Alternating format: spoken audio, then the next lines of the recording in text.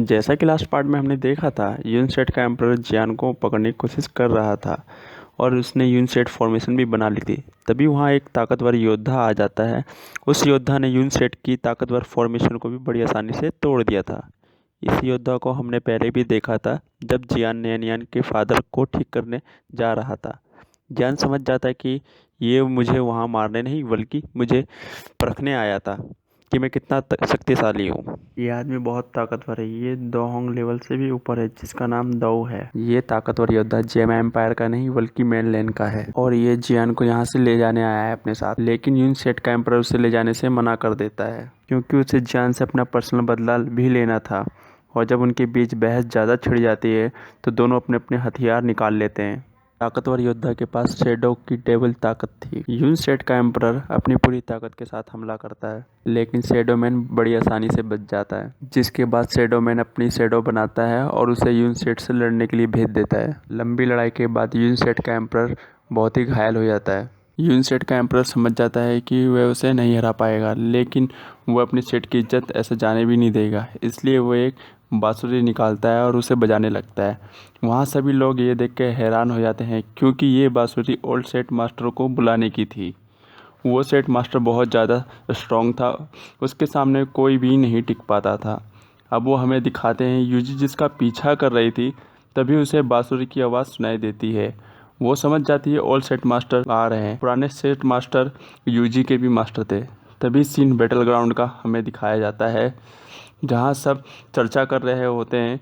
सभी को लगता था ओल्ड सेट मास्टर मर चुके हैं, लेकिन वह अभी जिंदा हैं और अभी भी स्ट्रॉन्ग हैं। आइस एम्परर बताता है जियान को कि इसने दोहोंग लेवल बैरियर को पूरी तरह से तोड़ रखा है और ये अब दो जोंग पर है। जियान समझ जाता है कि अब वो बड़ी मुसीबत में फंसने वाला है,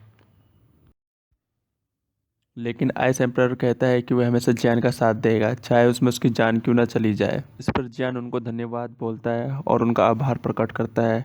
तभी वहाँ ओल्ड सेट मास्टर भी आ जाते हैं और यून सेट का मास्टर उन्हें नमस्कार करता है और उनके सामने जियान की एक बुरी इमेज उनके सामने रख देता है और कहते हैं यून सेट की इज्जत दांव पर लगी है। अब आपने कुछ नहीं किया तो यून सेट ख़त्म हो जाएगा। और वो जियान को देखता है। जियान के पास आइस एम्परर भी खड़ा था। वो आइस एम्परर को ताना मारते हुए कहता है कि क्वीन मेडुसा के हाथ मरे नहीं। तो आइस एम्परर भी ताना मारते हुए कहता है, तुम्हें तुम्हारे बुढ़ापे ने नहीं मारा अभी तक। तब ओल्ड सेट मास्टर जियान की तरफ देखते हैं। जियान आगे आकर उन्हें नमस्कार करता है। वो जियान के मैनर्स को देख कर खुश हो जाते हैं। जो एम्परर ने कहा वो सब सच है। जियान कहता है, हम सभी जानते हैं कि आप एम्परर पर कितना विश्वास करते हैं, इसलिए मैं जो कुछ भी कहूँगा सब आपको बहाना लगेगा। ओल्ड सेट मास्टर कहता है, गलती चाहे किसी की भी हो, बात यून सेट की इज्जत की है, इसलिए तुम यहाँ से नहीं जा सकते। और वहाँ फिर शैडो मैन भी आ जाता है। शैडो और ओल्ड सेट मास्टर की भी बातें होती है, जिसमें कि दोनों लोग एक दूसरे का अंदाज़ा लगाते हैं कि कौन कितना ताकतवर है। Shadow man old set master को पीछे हटने की धमकी देता है, लेकिन ओल्ड सेट मास्टर पीछे नहीं हटते। अब ये तीनों उस पर हमला करते हैं। शैडो मैन अपने शैडो जाल में फंसाने की कोशिश करता है और आइस एम्परर अपने आइस से मारने की कोशिश करता है, लेकिन वो दोनों उसका कुछ नहीं कर पाते हैं। ओल्ड सेट मास्टर बड़ी आसानी से उन दोनों को दूर फेंक देता है। फिर वो बढ़ता है जियान की तरफ। जियान भी उस पर अटैक करता है, पर वो जियान के अटैक से आसानी से बच जाता है। फिर वो जियान को अपने पैरों से ही ज़मीन पर फेंक देता है। फिर वो नीचे आकर के जियान को अपने ग्रेविटी फोर्स से दबाता है और उसे मारने लगता है। स्नेक उसे बहुत बचाने की कोशिश करती है, पर वो उसे नहीं बचा पाती है। स्नेक को वो बहुत दूर उठा के फेंक देता है। फिर वो जियान पे अपना ग्रेविटी फोर्स बहुत ज़्यादा हाई कर देता है।